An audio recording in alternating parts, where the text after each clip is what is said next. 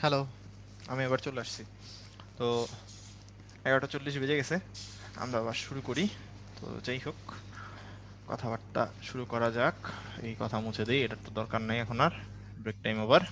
তাহলে আমরা এখন কথাবার্তা শুরু করব হইলো গিয়ে, যেহেতু এই মাত্রই পরিবর্তনশীল বল পড়লাম, পরিবর্তনশীল বলের খুব ভালো একটা উদাহরণ স্প্রিং দিয়ে।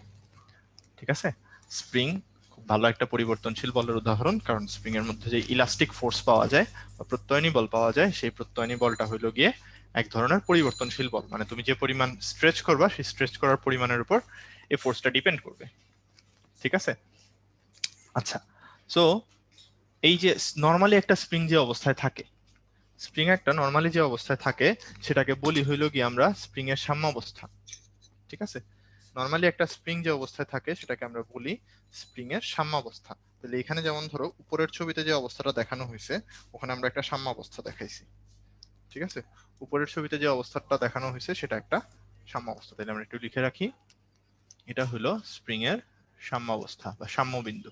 ওকে, আর এইখানে ধরো স্প্রিংটাকে এক্স পরিমাণ স্ট্রেচ করা হয়েছে, টান দিছো স্প্রিংকে।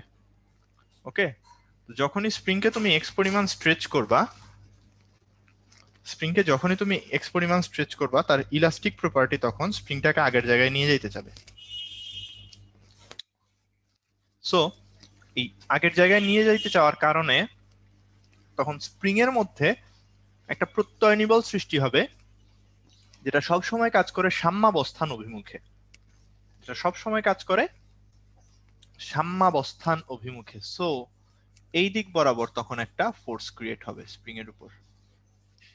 ঠিক আছে, এই যেভাবে দেখাইলাম, এটাকে বলতেছি স্প্রিং এর মধ্যে সৃষ্ট ফোর্স তার ইলাস্টিসিটির কারণে। একটু পাশে লিখি, এই যে এটাকে নাম দিচ্ছি আমরা এফএস, স্প্রিং এর মধ্যে সৃষ্ট ফোর্স। তাহলে আমার কথা হলো, এইখানে যদি স্প্রিংটাকে ধরে রাখতে হয়, স্প্রিংটাকে যদি ঠিক এক্সাক্ট এই পজিশনটাতে ধরে রাখতে হয়, তখন তোমার কি করতে হবে? এক্স্যাক্টলি সমান মানের একটা বল, এক্স্যাক্টলি সমান মানের একটা বল এদিকে প্রয়োগ করতে হবে। এটাকে বলতেছি আমরা এফ অ্যাপ্লাইড। যদি তুমি এফ অ্যাপ্লাই না করো, তাইলে কি হবে বলতো? স্প্রিংটা ঘুরে আবার আগের জায়গায় ফেরত চলে যাবে, তাই না? এটা ঘুরে আবার আগের জায়গায় চলে যাবে। তো এই যে স্থিতিস্থাপক বলটা আছে এফএস, যেটাকে বলতেছি, ঠিক আছে, এই এফএস এর মানটা, এফএস এর মান সম্পর্কে হুক সাহেব বলছিলেন, এফএস এর মানটা সরণের সমানুপাতিক এবং বিপরীতমুখী। মানে যত বেশি টান দিবা, এই এফএস এর মান আসলে তত ঠিক আছে, এফএস এর মান তত বাড়তে থাকবে, সব সময় সরণের বিপরীতমুখী এবং সমানুপাতিক। তো এখান থেকে আমরা পাই যে তাইলে FS FS is equal two minus K x. FS is equal two পাবো মাইনাস কে এক্স। তো এতটুকু যদি পাই ভাইয়া, তাহলে দেখো বলতে পারি এই কে টাকে আমরা বলি হইল গিয়ে স্প্রিং এর স্প্রিং কনস্ট্যান্ট বা স্প্রিং ধ্রুবক। ঠিক আছে, এটাকে আমরা বলতেছি স্প্রিং এর স্প্রিং ধ্রুবক অথবা বল ধ্রুবক। আচ্ছা, তো এইখান থেকে আরো একটা জিনিস এভিডেন্ট হয়, একটু চিন্তা করে দেখো, যে তোমার এই এফ অ্যাপ্লাইড যেটা, এফ অ্যাপ্লাইড যেটা, এটা সমান হইল গিয়ে minus of F S spring force, তাই না? সমান এবং বিপরীত দিকে। মুসাই বলতেছো এটা কি তাহলে বলের বিপরীতে কাজ? হ্যাঁ, তাহলে এই এফ এস দিয়ে যদি তুমি স্ট্রেচ করো, সেটা বলের বিপরীতে কাজ। এটাতে আসতেছি আমরা একটু পরে। তাহলে দেখো এখান থেকে এফ অ্যাপ্লাইড সমান তুমি কি পাচ্ছ বলো তো? কে ইনটু এক্স। খুবই স্বাভাবিক একটা ব্যাপার, কারণ তুমি যেদিকে ফোর্স অ্যাপ্লাই করতেছো, সরণটাও কিন্তু সেদিকেই হচ্ছে। ঠিক আছে, তাহলে F applied is equal two K x. তাহলে এখান থেকে আমরা বলি যে কোনো একটা স্প্রিংকে, ধরো কোনো একটা স্প্রিং তার সাম্যাবস্থান থেকে তাকে টান দিছি। একটা ছবি এঁকে দেখাই, তাইলে জিনিসটা ক্লিয়ার হবে। ধরো স্প্রিং এর সাম্যাবস্থান এটা, ঠান্ডা মাথায় বুঝো।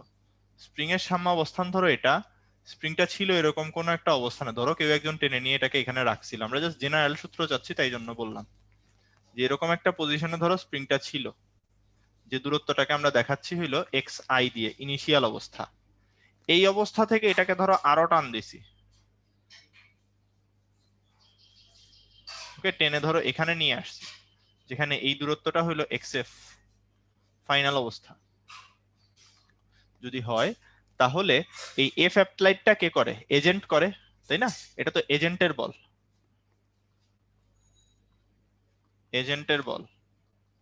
তাহলে এজেন্ট যদি এই পরিমাণ ফোর্স অ্যাপ্লাই করে আমরা বলি, তাইলে xi থেকে xf এ নিয়ে যাইতে এজেন্টের কৃত কাজ যেটা w of agent is equal two হবে হাফ কে xf স্কয়ার মাইনাস হাফ কে xi স্কয়ার। আর তাইলে স্প্রিং এরটা কত হবে বলতো? স্প্রিং আর এজেন্টের কাজটা কি হবে? পরস্পর বিপরীত, তাই না? স্প্রিং আর এজেন্টের কাজটা হবে পরস্পর বিপরীত। তাহলে স্প্রিং এরটা কত হবে? জাস্ট এটা মাইনাস দিয়ে গুনছো, এটা হবে half k x I square minus half k x F square. That's the point. তো এতটুকু যদি বুঝতে পারো, এটাকে আমরা বলতেছি হলো স্প্রিং বলের কৃত কাজ এবং এজেন্টের কৃত কাজ, এই দুইটা পরস্পর নেগেটিভ হয়।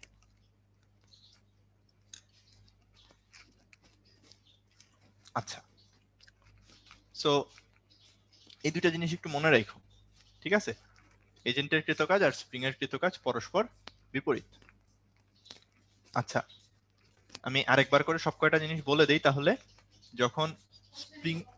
যখন তুমি হইলো গিয়ে স্প্রিং কে টান দিচ্ছ, স্প্রিং এর মধ্যে এই পরিমাণ প্রত্যয়নী বল কাজ করতেছে, এটাকে যদি এই জায়গায় ধরে রাখতে হয় তাহলে এই পরিমাণ এফ অ্যাপ্লাই করতে হবে, এবং এই স্প্রিংটাকে কোনো একটা xi অবস্থান থেকে xf অবস্থানে নিয়ে যাইতে এজেন্টের কৃত কাজ হইলো ফাইনাল এরটার স্কয়ার মাইনাস ইনিশিয়াল এরটার স্কয়ার, আর স্প্রিং এরটা হইলো ইনিশিয়াল এর স্কয়ার মাইনাস ফাইনাল এর স্কয়ার। ঠিক আছে? এই হইলো গিয়ে মোটামুটি কথাবার্তা। ঠিক আছে? এতটুক আশা করি বুঝতে পারছি। ঠিক আছে? সো এবার একটা ছোট্ট কথা বলে দেই। ছোট্ট কথা হলো, এটা একটা এক্সট্রা পেজ নিয়ে নিলাম, এখানের মধ্যে জাস্ট দুই তিনটা কথা একটু ইম্পর্টেন্ট বলে দিব। যেমন ধরো, একটা স্প্রিং কে যদি তার সাম্যাবস্থান থেকে এক্স পরিমাণ সরানো হয়, সাম্যাবস্থান হতে এক্স পরিমাণ সরণ ঘটালে সরণে স্প্রিং এ সঞ্চিত শক্তি, এটা খুব ইম্পর্টেন্ট, স্প্রিং এ সঞ্চিত শক্তি, ঠিক আছে? স্প্রিং এ সঞ্চিত শক্তি, এটাকে আমরা ইউ দিয়ে দেখাই। স্প্রিং এ সঞ্চিত শক্তি এটা হয় হাফ কে এক্স স্কয়ার, মানে এজেন্টের কৃতকাজের সমান আর কি। ঠিক আছে? সাম্যাবস্থান থেকে এক্স পরিমাণ সরাইলে এটা হলো হাফ কে এক্স স্কয়ার দিয়ে দেখাই। আচ্ছা, এবার আরেকটা ছোট্ট ইনফরমেশন একটু দিয়ে দেই তোমাদের, যেগুলো লাগে। ঠিক আছে? যেগুলো লাগে, যেমন ধরো কতগুলা স্প্রিং কে যদি তুমি সিরিজে যুক্ত করো, কতগুলা স্প্রিং কে ধরো তুমি সিরিজে যুক্ত করতেছো, সিরিজে যুক্ত করো, তাহলে তাদের যে তুল্য স্প্রিং ধ্রুবক হয় 1/ks ইজ ইকুয়াল টু চলে আসে এরকম একটা সমীকরণ। অনেকটা রোধের প্যারালালের ক্ষেত্রে যেরকম সমীকরণ পাইতা, সেরকম একটা সমীকরণ চলে আসে kn। ঠিক আছে? আর যদি প্যারালালে কতগুলাকে এরকম করে যুক্ত করো, এইটা এটা এভাবে করে কতগুলো যদি প্যারালালে যুক্ত করো, তাহলে প্যারালালে যুক্ত করলে তখন আলটিমেটলি যেটা পাওয়া যায়, ওর এখানে একটা ব্লক লাগাই দিছো, দেন তখন কে প্যারালাল ইজ ইকুয়াল টু হয় সব কয়টার যোগফল, এভাবে করে kn পর্যন্ত। যাই হোক, এই দুইটা আসলে খুব বেশি ইম্পর্টেন্ট না। হ্যাঁ, অনেকটা ধারকের মতো, এক্স্যাক্টলি, অনেকেই বলতেছো ধারকের মতো, এক্স্যাক্টলি এটা ধারকের মতো আসে। আচ্ছা, তো এইখান থেকে এটা যতটা না ইম্পর্টেন্ট, এই সিরিজ থেকে পাওয়া একটা অনুসিদ্ধান্ত তার থেকে বেশি ইম্পর্টেন্ট। অনুসিদ্ধান্তটা কি? তুমি যদি কতগুলাকে সমান মানের কতগুলা সিরিজে লাগাও, সমান মানের কতগুলা যদি সিরিজে লাগাও, ধরো n সংখ্যক লাগাইছো, এগুলার নাম দিলাম ছোট ছোট সমান মানের, প্রত্যেকটা কে ছোট করে, ছোট টুকরা, তাই কে ছোট। সো এভাবে করে বললাম কে ছোট, এবং আলটিমেটলি তাহলে এই টোটাল যেটা হবে সেটার জন্য আমরা কি বলতে পারবো? 1/k বড়, বড়টা ইজ ইকুয়াল টু 1/k ছোট প্লাস 1/k ছোট প্লাস 1/k ছোট, এভাবে করে যদি যোগ করি, কয়টা 1/k ছোটকে আমরা যোগ করবো বলো তো?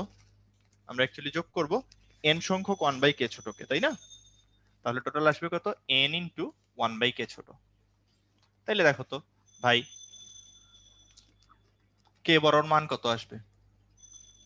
কে বড়র মান আসবে কে ছোট বাই n। ঠিক আছে? এটা খুবই ইম্পর্ট্যান্ট একটা জিনিস, যে তুমি যদি কতগুলা সমান মানের স্প্রিং কে জোড়া দাও, সমান মানের কতগুলা স্প্রিং কে যদি জোড়া দাও, তাহলে সেটা হইলো গিয়ে n ভাগের 1 ভাগ হয়ে যাবে। সো এখান থেকে আমি কি ডিসিশনে পৌঁছাইতে পারি, যেমন ধরো এরকম 3টা স্প্রিংকে তুমি জোড়া দিলা, 3টা স্প্রিংকে ধরো তুমি জোড়া দিছো, এটা 15, এটা 15, এটা 15, এরকম 3টা 15 15 15 মানের স্প্রিংকে জোড়া দিছো। তাহলে বলো তো কে বড়টা কত হবে, বলো একটু শুনি, চ্যাট বক্সে সবাই একটু বলে ফেলো কত হবে। তাইলে 15/3, তাহলে কত হবে 5। একেবারে সহজ জিনিস। ওকে, আচ্ছা ঠিক আছে, বোঝা গেল। তাহলে এখান থেকে আবার উল্টাটা একটু চিন্তা করো তো, যদি তাইলে জোড়া দাও তাইলে কি হবে, মানে সরি জোড়া তো দিলা তাইলে কমে গেল, তাহলে কেটে ফেললে কি হবে? কেটে ফেললে তখন তাইলে যে কে ছোট গুলা পাবা সেটা কি হয়ে যাবে বলো তো, n টাইমস অফ কে বড়, তাই না? যদি কেটে ফেলো তাহলে এটা n গুণ হয়ে যাবে। লাইক ধরো আমি বললাম আমার কাছে এরকম একটা ছিল যার টোটালটার স্প্রিং ধ্রুবক হলো 2, ওকে, টোটালটার স্প্রিং ধ্রুবক 2, তাহলে চিন্তা করো এটাকে আমি টোটাল ধরো সমান 4টা টুকরা করছি, এই যে সমান 4টা টুকরা, প্রত্যেকটা টুকরায় কত টুক করে যাবে, তাহলে এটা পাবে কত 2 ইন্টু 4, এটা পাবে কতটুকু 2 ইন্টু 4, এটা পাবে 2 ইন্টু 4, এবং অবশ্যই এটাও পাবে 2 ইন্টু 4, সবার জন্য কত হয়ে যাবে 8 করে। এই তো তাহলে বুঝে গেছি আমরা সবাই, তাই না? এই জিনিসগুলো বুঝতে আশা করি কারোর খুব একটা সমস্যা নেই। তাহলে আমরা চলে যাব তার পরের প্রবলেমটাতে।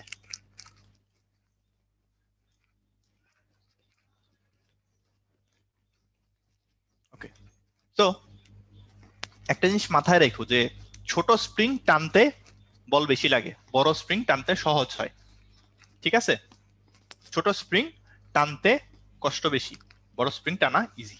তাহলে এখানে সাস্টের প্রবলেমটা আমরা সলভ করি, যেটা সাস্টে আসছিল, বলছে কে স্প্রিং ধ্রুবক আর একটা স্প্রিং কে টেনে লম্বা করা হয়েছে, আর দ্বিতীয় আরেকটা স্প্রিং কে এর অর্ধেক পরিমাণ লম্বা করতে দ্বিগুণ পরিমাণ কাজ করতে হয়। তাহলে পয়েন্ট কিন্তু এই দুইটা, অর্ধেক পরিমাণ লম্বা করছো বাট কাজ করতে হয়েছে দ্বিগুণ পরিমাণ। তাহলে চলো দেখে নিই যে ধরলাম প্রথমটার স্প্রিং ধ্রুবক কে এবং তোমার যে পরিমাণ কাজ করতে হয়েছে সেটা ডাব্লিউ, তাহলে ডাব্লিউ ইজ ইকুয়াল টু আমি কি বলতে পারবো হাফ কে এক্স স্কোয়ার। ওকে, আচ্ছা এটা প্রথমটার জন্য। এবার দ্বিতীয়টার জন্য যখন বলতেছি এই ডাব্লিউ প্রাইম এটা কতটুক বলতো, আগেরটার ডাবল, দ্বিগুণ কাজ করতে হয়, ডাব্লিউ 2w হবে, is equal to half into এটার বল ধ্রুবক ধরে নিলাম কে প্রাইম, ইন্টু কতটুকার স্কোয়ার করতেছো, অর্ধেক পরিমাণ সরণে গেছো, আগে এক্স গেলে এখন x/2 গেছো। ক্লিয়ার? তাহলে এখন মান বসায় দাও তো একটু, ডাব্লিউ এর, ডাব্লিউ সমান হাফ কে এক্স স্কোয়ার, তো তাহলে 2 into half k into x square is equal to half into k prime into x square by 4। তাহলে দেখো তো ভাই কাটা যায় না, হাফ কে, সরি কে কাটা যায় না, half x square, half x square কাটা, তাহলে দিন শেষে তোমার কাছে আনসার আসবে k prime is equal to 8k answer. ঠিক আছে, এটা আসবে কে প্রাইম ইন্টু মানে ইজ ইকুয়াল টু 8k, একেবারেই সোজা প্রবলেম। তাহলে আমরা চলে যাব পরেরটাতে, বলতেছি কি একটা স্প্রিং কে স্বাভাবিক অবস্থা থেকে 10 সেন্টিমিটার প্রসারিত করতে 30 নিউটন বল লাগে, তাহলে যদি 8 সেন্টিমিটার প্রসারিত করো তাহলে কৃত কাজের পরিমাণ কত? ঠিক আছে, তাইলে দেখো তো যে স্বাভাবিক অবস্থা থেকে 10 সেন্টিমিটার প্রসারিত করছো তখন 30 নিউটন বল লাগে, তাহলে এটা তো এফ অ্যাপ্লাইড, এটা সমান আমরা কি শিখছিলাম কে এক্স না, তাহলে এফ অ্যাপ্লাই করো যদি 30 নিউটন ইজ ইকুয়াল টু তোমার কে ইন্টু সরণটা হয় হইল গিয়ে 10 সেন্টিমিটার মানে কত 0.1 মিটার, তাহলে এখান থেকে কে এর মান পেয়ে যাচ্ছি কত 300 নিউটন পার মিটার। আচ্ছা এটা পাইলে পরে পরের কাজ কি 8 সেন্টিমিটার প্রসারিত করতে কৃত কাজের মান জানতে চাইছে, তাহলে 8 সেন্টিমিটার প্রসারিত করতে তাইলে কৃত কাজের মান W is equal to half k x square, তাহলে করি হাফ ইন্টু 300 ইন্টু 8 সেন্টিমিটার, তাই না, তার মানে কত 0.08 এটার হোল স্কোয়ার। ঠিক আছে, 0.08 এটার হোল স্কোয়ার, তাহলে কত আসবে বলো তো, 0.08 এর যদি হোল স্কোয়ার করো তাহলে আসবে 0.96 জুলের মতো, তাই তো 0.96 জুলের মতো। সো আশা করি এতটুকু বুঝতে পারছি সবাই, এটা খুবই ইজি একটা প্রবলেম ছিল কিন্তু এটা কিন্তু খুব ইম্পর্ট্যান্ট একটা প্রবলেম। খুবই ইম্পর্টেন্ট একটা প্রবলেম এই স্প্রিং রিলেটেড টপিকে। ঠিক আছে, তাহলে সোজা হিসাব, প্রথমবারে আমরা কে বাইর করলাম, কে বের করে তারপর কৃত কাজ বের করলাম। তাহলে আমরা চলে যাব পরের প্রবলেম। এটা খুব মজার একটা প্রবলেম।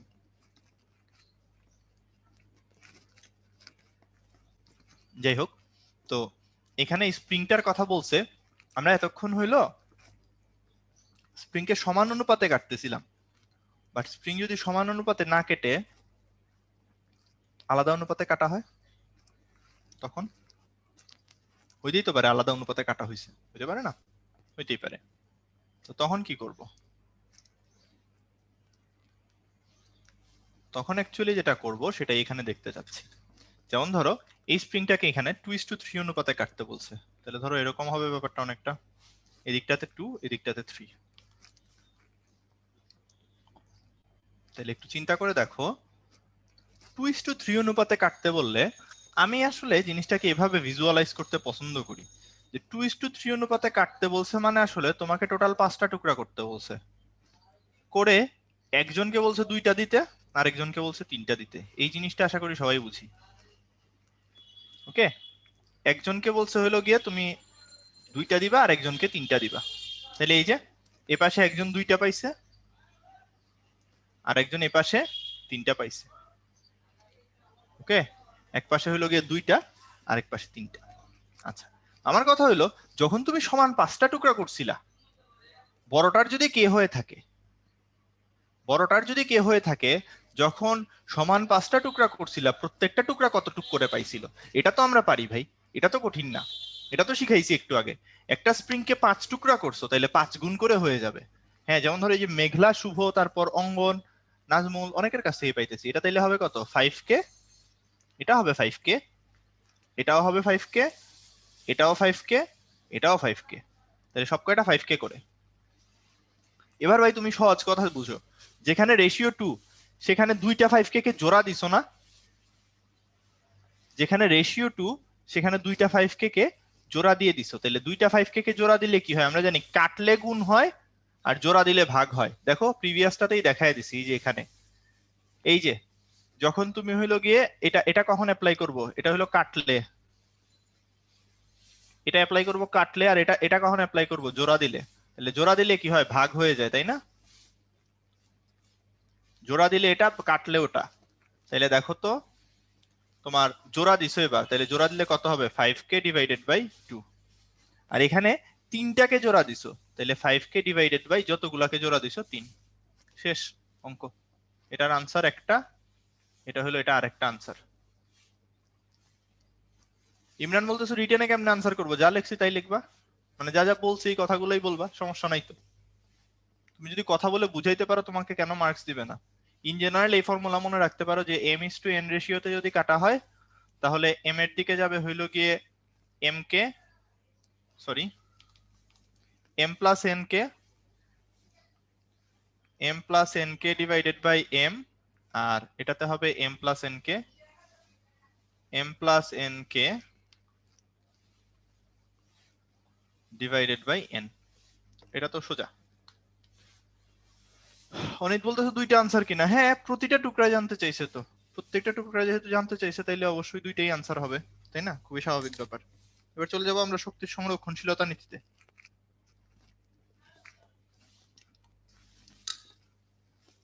ওকে, সো নর্মালি শক্তি বলতে আমরা এই চ্যাপ্টারে যা যা নিয়ে কথাবার্তা বলি, শক্তি বলতে এই চ্যাপ্টারে যা যা জিনিসপত্র নিয়ে কথাবার্তা বলি সেগুলো সবকটাই যান্ত্রিক শক্তি। ঠিক আছে, যা যা জিনিসপত্র নিয়ে কথাবার্তা বলি সেগুলো সবকটা যান্ত্রিক শক্তি। সো এই যান্ত্রিক শক্তির বেসিক্যালি 2টা পার্ট নিয়ে আমরা কথাবার্তা বলবো এখন। একটা হইলো গিয়ে তোমার বিভব শক্তি, যা যা শিখছি আর কি এইটুকুই, বিভব শক্তি। আরেকটাকে আমরা বলতেছি গতি শক্তি। ঠিক আছে, তো বিভব শক্তি তো অনেক ধরনের হইতে পারে, তাই না? বিভব শক্তি অনেক ধরনের হইতে পারে। আপাতত আমরা যেটাতে যাব, যে বিভব শক্তির 2টা শিখছিলাম, একটা হলো অভিকর্ষীয় যদি হয়, অভিকর্ষীয় তাও হলো স্মল কেসের জন্য, অভিকর্ষীয় স্মল কেসের জন্য ইপি সমান আমরা শিখছি কি এমজিএইচ, যেটা অ্যাকচুয়ালি পরের চ্যাপ্টারের হিসাব নিকাশে গেলে দেখবা এটা আর কাজ করে না, মাইনাস জিএম বাই আর হয়ে যায়, মহাকর্ষীয় হয়ে যায় তখন। আচ্ছা, আর আরেকটা শিখছি কিসের, স্প্রিং এর জন্য, একটু আগে দেখলাম স্প্রিং এ সঞ্চিত বিভব শক্তি EP is equal to half k x square, এটা পারা যায়। আর গতি শক্তির দুনিয়াতে একটা ইকুয়েশন আছে, এখানে অত বেশি প্যারা খাওয়ার মতো কিছু নাই, EK is equal to half MV square, অথবা আরেকটাও আমরা ইউজ করি, মানে জাস্ট ভরবেগের সাথে সম্পর্ক দেখানোর জন্য, যে EK is equal to P square by two M, একই তো ইকুয়েশন, মানে তেমন আলাদা কিছু নাই, জাস্ট ইকুয়েশনটা দেখে রাখা আর জেনে রাখা আর কি। ঠিক আছে,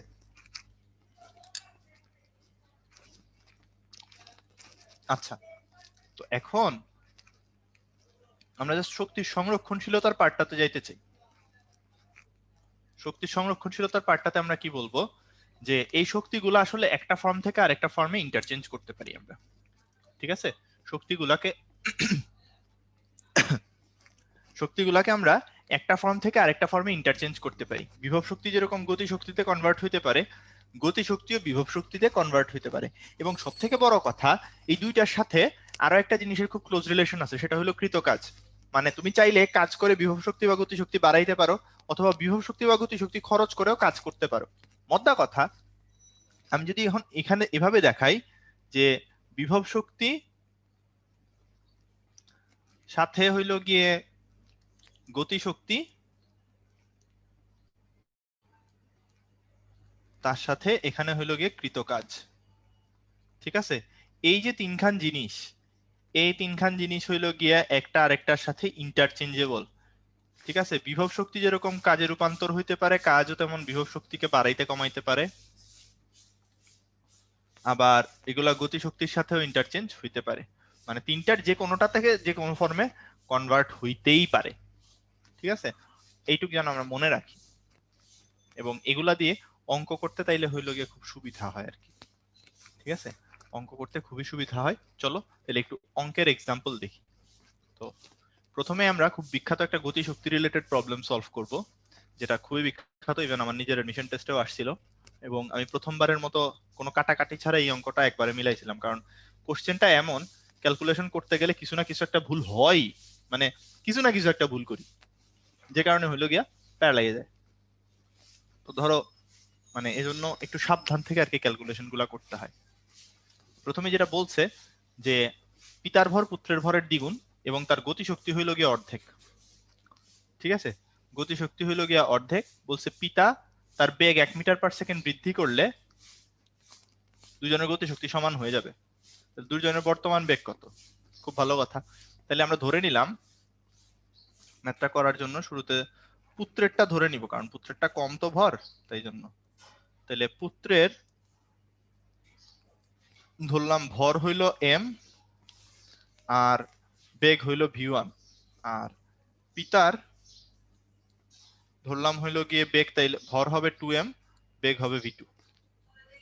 তাহলে এখন ইনিশিয়াল কেসে যদি চিন্তা করি, ইনিশিয়াল কেসে ইকে অফ পিতা, ঠিক আছে, ইকে অফ পিতা, ইকে 1, সরি ইকে 1 না, ইকে 2, পিতারটা 2 দিয়ে দেখাচ্ছি, ইকে অফ পিতা is equal to half of the EK of পুত্র 1, পুত্র 1 পিতা 2, এটা বুঝে নিও। তাইলে এখান থেকে দেখো লিখতে পারি হাফ ইন্টু পিতার ভর twice m into v2 square is equal to, এই যে এই হাফ থাকলো, এখন ইকে 1 লিখবো, half into m into v1 square. যাদের কনফিউশন লাগতেছে দুইটা হাফ কই থেকে আসলো, একটা হাফ কিন্তু উপরের কন্ডিশনের হাফ। ঠিক আছে, এই কন্ডিশনের হাফটা হলো এখানে। তাহলে এটুকু আশা করি বুঝছি।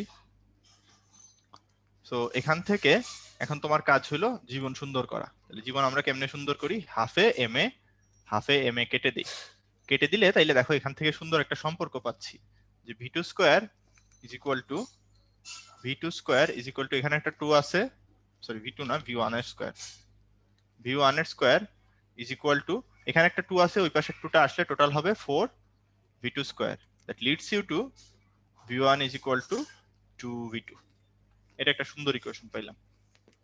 আচ্ছা, একটা শর্ত থেকে একটা রিলেশন পাওয়া গেল। তারপর আমরা এটা করতে পারবো যে পরের পার্টটাতে যে পিতা যদি তার বেগ 1 মিটার পার সেকেন্ড বাড়ান তাহলে তার গতিশক্তি চেঞ্জ হবে, তাইলে E K 2 prime is equal to E K 1 হয়ে যাবে। তার মানে half into twice m into v 2 plus 1 whole square is equal to half into m into v 1 square. ঠিক আছে, তাহলে এখান থেকে আমরা বলতে পারবো কি, এখান থেকে আমরা বলতে পারবো, আবারও জীবন সুন্দর করো একটু, কেমনে হাফ কাটা এম কাটা হাফ কাটা এম কাটা এটুক এটুক বাদ দিয়ে দেওয়া যায় ভাই ক্যালকুলেশন থেকে। তাহলে দেখো তো তুমি লিখতে পারবা কি 2 into v two plus 1 whole square is equal to v 1 square মানে কি 4 ভি 2 স্কোয়ার। ঠিক আছে, ভি 1 স্কোয়ার মানে 4 ভি 2 স্কোয়ার। তাহলে এখান থেকে আবার দেখো 2 আর এই 4 কাটা গিয়ে এখানে একটা 2 থাকে, এবং পুরা জিনিসটা তাইলে থাকতেছে কি V 2 plus 1 is equal two তাইলে থাকবে রুট ওভার 2 ভি 2। ওকে, তাইলে দিন শেষে তোমার হাতে থাকতেছে v2 is equal to 1 by root 2 minus 1, যেটার মান আসবে 2.41 মিটার পার সেকেন্ড। ওকে, এটার মান আসবে 2.41 মিটার পার সেকেন্ড। তাইলে দেখো এটা যদি জানো তাহলে v1 এর মান বলতে পারবা 2v2, তার মানে কত 4.81 মিটার পার সেকেন্ড। অঙ্ক শেষ। অ্যাকচুয়ালি খুব বেশি কঠিন না, বাট ক্যালকুলেশন গুলো একটু প্যারা লেগে যাইতে পারে। ঠিক আছে, ক্যালকুলেশন করতে গিয়ে একটু প্যারা লাগতে পারে।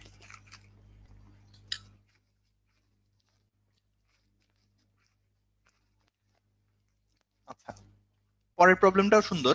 এটা বিভব শক্তি আর গতি, মানে বিভব শক্তি স্প্রিং এর আর অভিকর্ষের দুইটা মিলায়।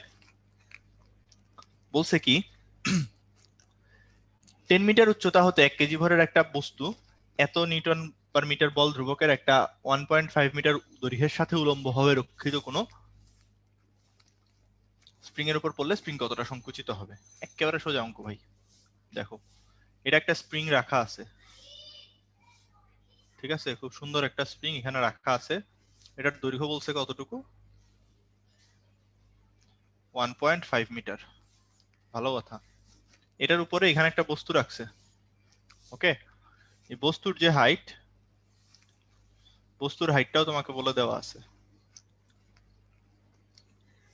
ওকে, বস্তুর হাইট কত বলে দিছে, বস্তুর হাইট বলছে 10 মিটার। তা বলো তো বস্তুর হাইটের উপর থেকে কতটুকু উপরে আছে, স্প্রিং এর থেকে কতটুকু উপরে আছে, এটাকে যদি এইচ দিয়ে দেখাই, এইচ ইকুয়ালস টু এটা কত হবে 8.5, তাই না? 8.5 মিটার। এই সব জিনিসপত্র আমরা পারি। আচ্ছা, তো 8.5 যদি বুঝি, তাহলে এখন চিন্তা করো যখন বলটা এসে পড়বে এটার উপর, এটা সংকুচিত হয়ে যাবে। ধরো বলটা এখানে এসে পড়লো, এক্স পরিমাণ সংকুচিত করছে, এক্স পরিমাণ সংকুচিত করছে। এইটুক ছিল এইচ, এইটুক ছিল এইচ, তার সাথে এক্স। তাহলে দেখো তো স্প্রিংকে যে সংকুচিত করলো কাজ করতে হয়েছে না? স্প্রিংকে সংকুচিত করতে তো কাজ করতে হয়েছে। আমরা জাস্ট এভাবে বলবো, দেখো শক্তির সংরক্ষণশীলতা কিভাবে খাটাবো।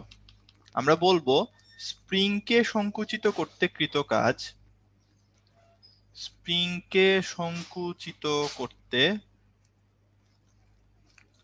কৃত কাজ ইজ ইকুয়াল টু বলের বিভব শক্তির পরিবর্তন, বলের বিভব শক্তির পরিবর্তন। ওকে, বলতেই পারি।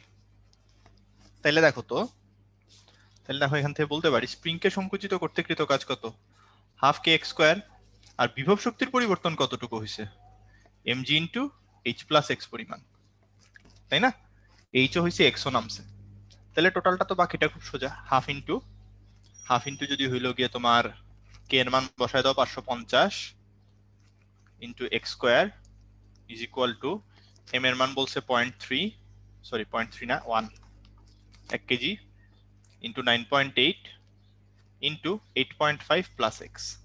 তাহলে এটা যদি সলভ করে ফেলো, এটা তো একটা এক্স এর সমীকরণ, এটা সলভ করে একটু বলে ফেলো তো আমাকে এক্স এর মান কত আসে। এটা কিন্তু খুব ইজি, নর্মাল ক্যালকুলেটরে দিলেও হয়, হাতেও করতে পারো, চয়েস ইজ ইয়ার্স।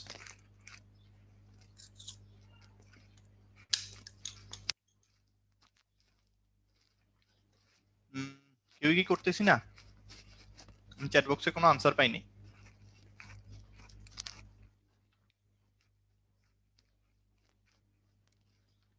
আচ্ছা ঠিক আছে, আমিই করে নিচ্ছি, তোমরা যেহেতু আমাকে করে দিবা না।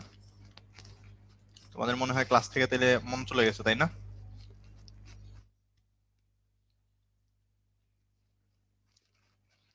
কত আসে?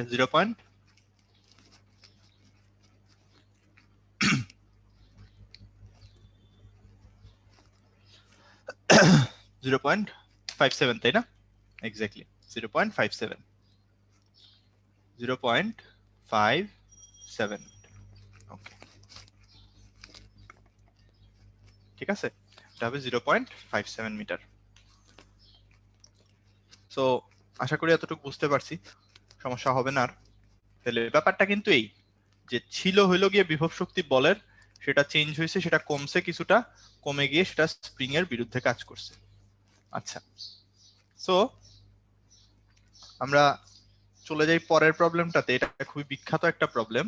একটা গাড়ি নামতেছে, ঠিক আছে, একটা গাড়ি নামতেছে, চলেন গাড়িকে নামাই। এই যে এরকম একটা আপনার আনত তল দিয়ে গাড়ি নামতেছে, ঠিক আছে, আনত তল দিয়ে গাড়ি নামতেছে।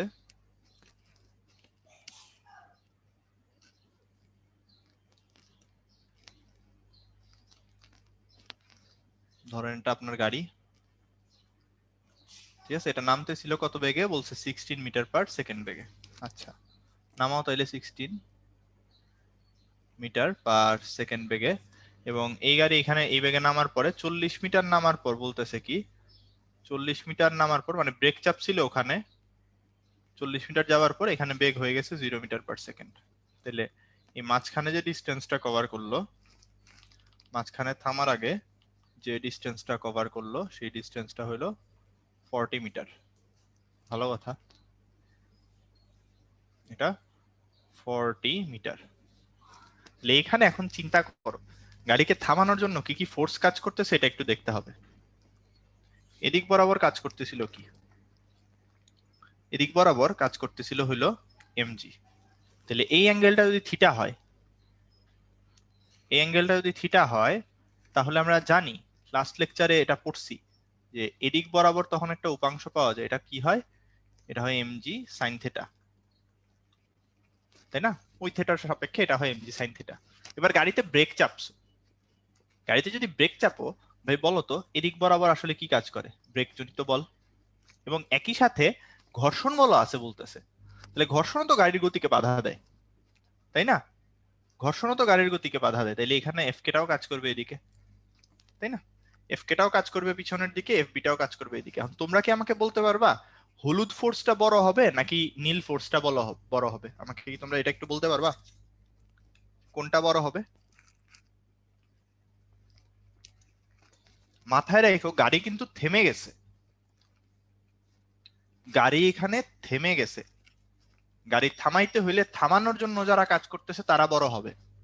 এই যে এরা এরা গাড়িকে থামাইতে চায়, তাইলে অবশ্যই এটা বড় হবে। এবং এটা, এই যে ফোর্সটা, এটা ছোট হইতে হবে, ঠিক আছে? আচ্ছা, তাহলে এতটুক যদি বুঝি, এইটুক যদি আমরা বুঝি, তাহলে এখন দেখো তো, আমরা বলতে পারি এই সবগুলা বল মিলায়ে আমরা বলতে পারবো যে গাড়ির উপর সবগুলা বলের কৃত কাজ কি? গাড়িকে থামায় দিছে না? গাড়ির উপর সবগুলা বল মিলায়ে যে কাজ করা হয়েছে, সেই কৃত কাজ গাড়িটাকে থামায় দিছে। তাহলে গাড়িকে থামানোর মানে কি আসলে? গাড়িকে থামানোর মানেই হইল গাড়ির গতি শক্তি চেঞ্জ করে দিছো। তার মানে কি হবে? এইখানে যা কাজ করা হয়েছে সেটা গাড়ির গতি শক্তিকে পরিবর্তন করছে। গতি শক্তির পরিবর্তন মাথায় রেখো, এখানে আমরা পরিবর্তন বলতেছি। সো কে বড় ছিল আর কে ছোট ছিল, কোনটা আগে ছিল পরে ছিল, দরকার নাই, খালি আমি মান হিসাব করব। তাহলে গাড়ির উপর কৃত কাজ আমরা কি দিয়ে দেখাই বলতো? FS summation of F into S is equal to গাড়ির গতি শক্তির পরিবর্তন কত হবে half M V square minus থেমে গেছে তো থেমে গেছে না 0। আচ্ছা তাহলে এখান থেকে আমি বলতে পারবো এখন সামেশন অফ এফ মানে কি আসলে এফ বি প্লাস এফ কে ব্রেক জনিত বল এফ বি প্লাস হইলো গিয়ে তোমার ফ্রিকশনাল ফোর্স এফ কে মাইনাস হবে হইলো M G sine theta into S is equal to half M V square. Okay তাহলে দেখো তো এফ বি এর মানটা তোমাকে বের করতে হবে প্লাস ফ্রিকশনাল ফোর্স বলে দিছে 800 নিউটন মাইনাস এম হইলো 2000 KG into 9.8 into sign 30 degree S এর মান বলে দিছে 40 এস এর মান বলে দিছে 40 is equal to half into m ভর কত 2000 কেজি বলেই দিছে ইন্টু ভি স্কোয়ার 16 স্কোয়ারে চলতেছিল। তাহলে এটা যদি সলভ করো তাহলে এখান থেকে পেয়ে যাবা এফ বি এর মান 15400 নিউটন। অনেকেই আনসার দিছে অলরেডি, তো সবার সাথে মিলতেছে। যাই হোক ঠিক আছে, এই হইল গিয়ে কথাবার্তা। সো এটা আশা করি বুঝতে পারছি সবাই, প্রবলেম হওয়ার কথা না। মানে জিনিসটা হইলো এখানে সামেশন অফ ফোর্সটা নিয়ে কাজ করতে হয় এবং অবশ্যই হইলো গিয়ে এখানে হলুদটা বড় হইতে হবে, আদারওয়াইজ কখনো এই গাড়ি থামবে না। স্বাভাবিক ব্যাপার না, এটা খুবই স্বাভাবিক। আচ্ছা ঠিক আছে, তাহলে এর পরের যে প্রবলেমটা দেখতেছি এই প্রবলেমটাও কিন্তু বুয়েটে আসে, দেখতে খুবই সোজা সাপটা এবং অঙ্কটার সলিউশনও খুব সোজা সাপটা। সালটা দেওয়া নাই বাট এটা কিন্তু বুয়েটে আসছে। ঠিক আছে, সো এবার দেখো বলতেছি কি যে 45 কিলোওয়াটের একটা ইঞ্জিন এত কেজি ভরের একটা গাড়িকে স্থির অবস্থা থেকে এত গতিবেগ দিছে, আবারও তাহলে চেঞ্জ করছে কি গতি শক্তি চেঞ্জ করছে। কে কাজ করছে? ইঞ্জিন কাজ করছে। তাহলে আমি কি বলতে পারি ইঞ্জিনের কৃত কাজ, ইঞ্জিন যতটুকু কাজ করছে কৃত কাজ ইজ ইকুয়াল টু বলতে পারবো কি গাড়ির গতি শক্তির পরিবর্তন, গাড়ির গতি শক্তির পরিবর্তন। ঠিক আছে, তাইলে বাকিটা তো খুব সোজা। ইঞ্জিনের কৃত কাজ আমরা পি সমান কি জানি, ক্ষমতা সমান জানি ডাব্লিউ বাই টি। তাহলে দেখো তো ভাই ডাব্লিউ সমান কি বলতে পারি পিটি, টি সময় ধরে ইঞ্জিন কাজ করছে, তাহলে P into T is equal to half M V square minus 0, কারণ স্থির অবস্থায় ছিল, স্থির অবস্থায় কোনো বেগ থাকে না। সো 45 কিলোওয়াট মানে কত হবে 45 ইন্টু 10 কিউব ইন্টু টি এর মান কত বলো তো বাইর করতে হবে, is equal to half into 600 KG ভরের গাড়ি, 600 কেজি ভরের গাড়ি ইন্টু বেগ দিচ্ছ তুমি 30 স্কোয়ার।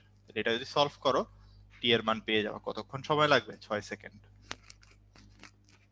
এই হলো কথা। ঠিক আছে, তাহলে 6 সেকেন্ড। আমি মুশফিকা তারপর সুমাইয়া এই দুইজনেরই আনসার পাইছি, বাকিরা মনে হয় অলরেডি ঘুমায় গেছো, নাইলে ক্যালকুলেটর রেখে দিছো আমি জানি না। যাই হোক একটু আমার সাথে সাথে ক্যালকুলেট করার চেষ্টা করো, তাহলে মানে তোমার নিজের আন্ডারস্ট্যান্ডিংটাই আসলে ভালো হবে।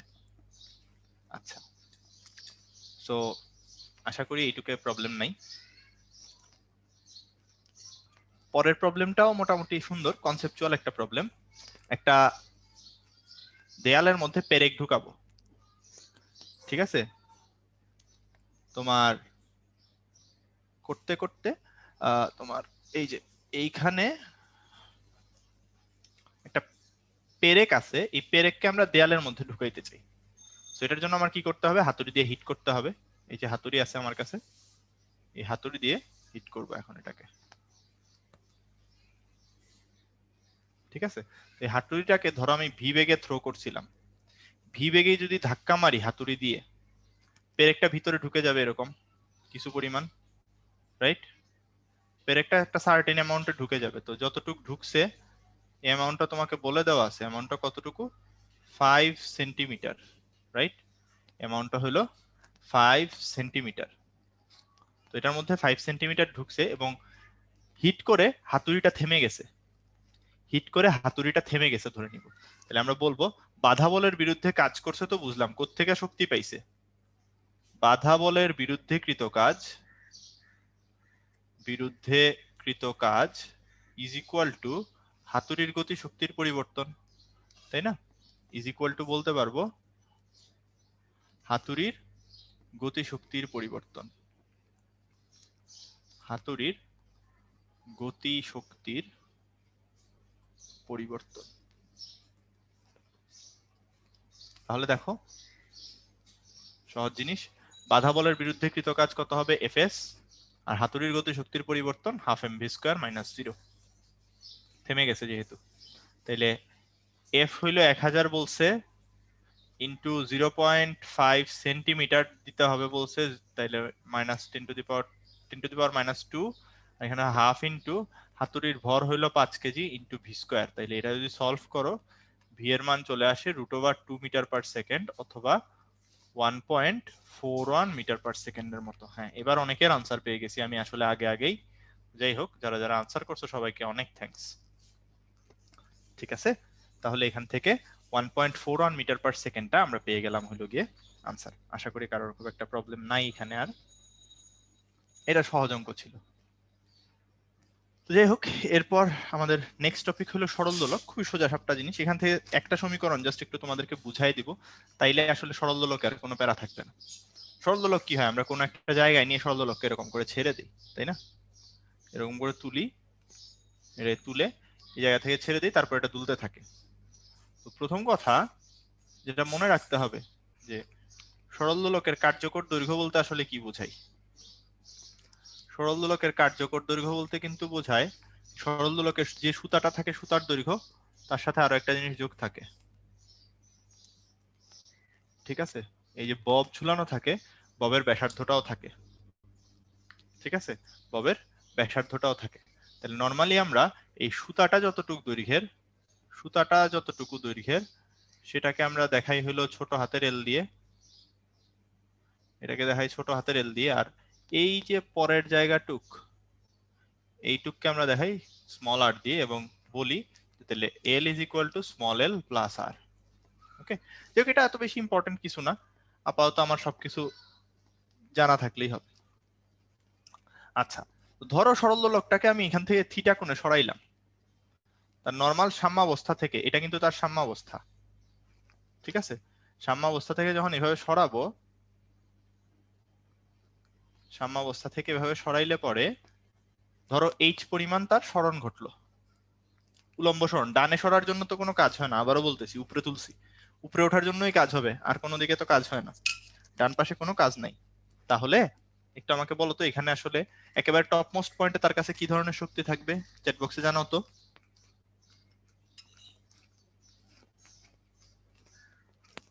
এখানে অ্যাকচুয়ালি তার কাছে পুরাটাই থাকবে ইপি। Very good. এই যেমন ধরো পূজা, তারপর তানভীর, সৌমিক, সাবরিন, তারপর সুবা, শুভ, অনেকের আনসার পাইছি। এখানে থাকবে ইপি। আর ঠিক সাম্যাবস্থা মানে ঠিক মিডল পয়েন্টটাতে এখানে তার কাছে যে এনার্জি থাকবে, সেই এনার্জিটা কি ধরনের এনার্জি হবে বলতো? কাইনেটিক এনার্জি, খালি ইকে। ঠিক আছে, তার কাছে যে এনার্জি থাকবে নিচের সব থেকে নিচের পয়েন্টে, সেটাই হলো ইকে। এগুলো আমরা বুঝি। আমার টার্গেট খালি এখান থেকে এইচ বাইর করা। তো ভাই দেখো তো, এখানের এই দৈর্ঘ্যটা যদি এল হয়, এগুলো তোমাদের শিখাই দিছি, এটা যদি এল হয় একটু আগে করে দেখাইছি, সো এটা এখন আর করে দেখাবো না। ঠিক এখানের এই দৈর্ঘ্যটা কত হবে তোমরা আমাকে চ্যাট বক্সে কি একটু বলতে পারবা? এই দৈর্ঘ্যটা কত হবে? গোলাপি যেটা আঁকলাম, এটা একটু আগে শিখাইছি, কিন্তু একটা অঙ্ক করতে গিয়ে দণ্ডের অঙ্কটাতে শিখাইছিলাম, দণ্ড যখন তুলে দেয়। এক্স্যাক্টলি। রঙ্গন, তারপর নাশিদ, তানভীর, একটু ভুল করতেছি আমরা। মানে আমি জানতে চাইছিলাম এটা, অনেকেই বলতেছো আবার অনেকে একটু ভুল বলতেছো। যাই হোক, এটা এল কস থিটা হবে। মনে আছে কি তোমাদের? এটা জাস্ট এল কস থিটা হয়, যারা মনোযোগ দিয়ে ক্লাস করছি তাদের মনে আছে। এটা অবশ্যই এল কস থিটা হবে। এবং এখান থেকে তাহলে দেখো আরেকটা ডিসিশনে পৌঁছাইতে পারি, যে এই টোটাল লেংথটাকে আমি বলতেছি বড় হাতের এল। টোটালটা হইলো বড় হাতের এল, আর এখানে যতটুকু মানে উপরের দিকে আছে সেটা হলো এল কস থিটা। তাইলে আমি যদি এখন তোমাকে জিজ্ঞেস করি ভাইয়া এইচ কত, এইচ সমান তাইলে আসবে কত? L minus L cos theta. ঠিক আছে, L minus L cos theta. তাহলে আমরা যদি এখন জিজ্ঞেস করি যে র্যান্ডম যে কোনো একটা থিটাতে ইপি এর মান কত, এই এইচ উচ্চতার কারণে তোমার ইপি এর মান কত হবে, সেটা তাইলে হবে কতটুকু বলতো? M G L into 1 minus cos theta. M G H হইতো তো, M G L into 1 minus cos theta, এটা মনে রেখে দিবা, তাইলেই হবে। আর কিচ্ছু নিয়ে কোনো প্যারা নেই। ঠিক আছে, তাইলে এইটুকু আমরা বুঝলাম। এটা হবে mgl into 1 minus cos theta. Okay, so এইবার একটা প্রবলেম সলভ করব আমরা। এই প্রবলেমটা রুয়েটে আসছিল। তো কোশ্চেনটাতে কি বলতেছে যে 1 মিটার কার্যকরী দৈর্ঘ্য বিশিষ্ট একটা সরল দোলকের ববের ভর 300 গ্রাম। আচ্ছা, তাইলে তার এল এর মান বলে দিছে 1 মিটার, তার ববের ভর এম এর মান বলে দিছে 300 গ্রাম। আচ্ছা, বলছে দোলকটিকে সাম্যাবস্থা থেকে 60 ডিগ্রি কোণে নিয়ে ছেড়ে দেয়া হলো। ববের গতি শক্তি বের করো যখন এটি সাম্যাবস্থায় অতিক্রম করবে আর সুতা যখন সাম্যাবস্থার সাথে 30 ডিগ্রি কোণ করবে। খুব ভালো কথা। তাহলে দেখো তো, প্রথম কেসে তোমাকে বলছে যে এই অবস্থানে আছে, এখানে আসলে পরে বেগ কত হবে বাইর করতে বলছে যখন তাকে 60 ডিগ্রি কোণে সরানো হয়েছিল। ওকে, 60 ডিগ্রি কোণে তাকে যখন সরানো হয়েছিল। আচ্ছা, তাহলে একটু চিন্তা করে দেখো, আমি যেটা বলতে পারি যে এইটুকের কারণে এখানে যেটা এমজিএইচ হয়েছে 60 ডিগ্রি কোণের কারণে, এখানে যে এমজিএইচ হয়েছে এটাই তো তার টোটাল বিভব শক্তি। এটাই কি এখানে এসে গতি শক্তি হয়ে গেছে না? এটা তো বুঝি। লোয়েস্ট পয়েন্টে যেটা গতি শক্তি, হাইয়েস্ট পয়েন্টে সেটাই বিভব শক্তি। তাহলে আমরা কি বলতে পারি বলতো, হাফ এমভি স্কোয়ার যেটা লাগবে ইজ ইকুয়াল টু আসলে কি হবে এমজিএইচ এট 60 ডিগ্রি। তাহলে এইচ সমান তো একটু আগেই দেখলাম এল ইন্টু 1 মাইনাস কস থিটা। তাহলে বসায় দাও তো ভাই, কত হবে? এম এর মান হলো গিয়ে 0.3 হবে কারণ কেজিতে নিব। জি এর মান 10 বলে দিছে, জি এর মান বলে দিছে 10 ইন্টু এল এর মান হইলো 1 metre into 1 minus cos 60 degree. শেষ তো অঙ্ক। ঠিক আছে, হাফ, তাহলে 5, এটা করে ফেলতে পারবো। ঠিক আছে, এটা কিন্তু খুব একটা কঠিন কিছু না। জাস্ট এমজিএইচ টা বের করলাম, হাফ এমভি স্কয়ার আর এমজিএইচ সমান হবে এটা, তাহলে কত আসবে বলো তো? 1.5 জুল। ওকে, পারা গেল এটা। আচ্ছা, তাইলে এবার আমরা পরেরটাতে আসি। বলছে সুতা যখন সাম্যাবস্থার সাথে 30 ডিগ্রি কোণ তৈরি করে তখন কত হবে? আচ্ছা, ভালো কথা। তাহলে সুতা সাম্যাবস্থার সাথে যখন 30 ডিগ্রি কোণ তৈরি করে, তাহলে সুতাকে সাম্যাবস্থার সাথে 30 ডিগ্রি কোণ তৈরি করাই এই যে এখানে, তাইলে তখন একটা এইচ প্রাইম উচ্চতায় আছে না? এটা কোন একটা এইচ প্রাইম উচ্চতায় আছে। তাহলে দেখো এটার মোট শক্তি কতটুকু, এইখানে যেটা বের করলা এটাই কিন্তু তার মোট শক্তি। এটা কি বুঝতে পারতেছো? এই যে এনার্জিটা, এটাই কিন্তু মোট শক্তি। ঠিক আছে, এটাই তার মোট শক্তি। তাহলে দেখো তো, এইখানে এই নতুন 30 ডিগ্রি অ্যাঙ্গেলে এই পজিশনটাতে তার বিভব শক্তি আমরা বের করতে পারি না? E P prime is equal to mg L into 1 minus cos 30 degree দিয়ে। তাহলে বসায় দিই, কত আসবে বলো তো? 0.3 ইন্টু 10 ইন্টু 1 ইন্টু 1 মাইনাস √3/2। তাহলে এটা কত আসে বলো তো আমাকে একটু? এটা আসে 0.4, তাই না? এটা আসে 0.4 বা 0.39 এর মতো। আচ্ছা, ঠিক আছে, সমস্যা নেই। আমি জাস্ট এভাবে করে বলে দিলাম এটা আসে 0.4। আচ্ছা, অনিত বলতেছিল 30 কেমনে হয়েছে বুঝো নাই, যে কোশ্চেনের মধ্যে বলে দিছে ববটা যখন 30 ডিগ্রি কোণ তৈরি করে তখন বাইর করতে। ঠিক আছে, তাইলে এটা যদি বের করে ফেলি ভাই, বাকিটা তো আসলে খুব একটা কঠিন কিছু না। ইপি প্রাইমের মান বের করে ফেলছো, তাইলে ওই পয়েন্টে ইকে সমান হবে ই টোটাল মাইনাস ইপি প্রাইম। তাইলে ই টোটাল হইলো 1.5, তার থেকে যদি 0.4 বাদ দাও সেটা কত হবে? সেটা হবে হইলো গিয়ে 1.1 জুল। ঠিক আছে, এই তো আনসার। কঠিন না, ঠিক আছে, সোজা ম্যাথ কিন্তু, একদমই কঠিন না। সো হোপফুলি এই পর্যন্ত যা যা পড়াইলাম সব কয়টা জিনিসপত্র বুঝছি সবাই। আচ্ছা, সো এতটুকু যদি বুঝি, আমাদের মোটামুটি এই শক্তি তারপর এসবের মানে নাড়াচাড়া রিলেটেড যা যা জিনিসপত্র ছিল সেগুলো রিলেটেড কথা শেষ। আমরা এবার চলে যাব ক্ষমতা এবং কর্মদক্ষতা রিলেটেড কথাবার্তায়। আমাদের হয়তো ক্লাসের পরে, আর এই যে এখন ক্লাসের টাইম প্রায় শেষ, আমরা এইখানে একটু এক্সট্রা সময় নিব খালি এই জিনিসপত্রগুলো ভালো করে বোঝার জন্য। ঠিক আছে, সো একটু ধৈর্য ধরে থাকো, দেখবা মোটামুটি ভালোই হবে। সো এবার যেটা বলতেছি তোমার যে ক্ষমতা বলতে নরমালি কি বুঝি, কাজ করার হার। So normally P is equal to আমরা বলি এই সমীকরণটা ইউজ করি ডাব্লিউ বাই টি, তাই না? এখানে ডাব্লিউ হইল গিয়া কৃত কাজ, টি হইল গিয়ে তোমার সময় কতক্ষণ লাগছে।